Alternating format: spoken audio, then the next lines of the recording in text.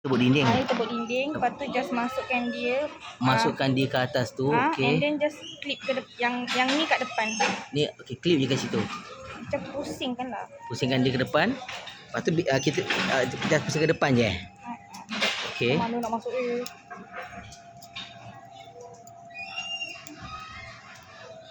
Kalau itu kan masuk senang tu lah. Macam tu lah, macam ni kan. Macam ni, yes. Dia akan jadi macam ni. Dia akan jadi macam itu. And then blind ni. Blind ni pula, okey.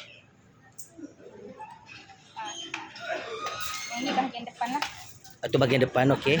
And then just, kan benda ni dah tebuk dekat dinding macam ni kan. So masuk dekat belakang ni. Maksudnya nanti ini kan dah melekat kat dinding. Ini dah melekat ke dinding, okey. Betul.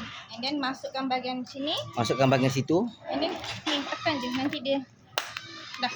Tekan je, faham. Kau nak buka tarik. Faham, okey, alright. So maksudnya nanti siapa ni, Puan Atika nak minta tolong dia buat baju ni terus. Senang. Kita tu buat baju gini kan. Jadi saya grill terus lah.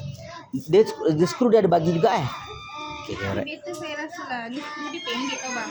Dia jatuh. Biasa abang pakai panjang. Pakai yang macam gini punya kan. Okay, faham. Okay, settle.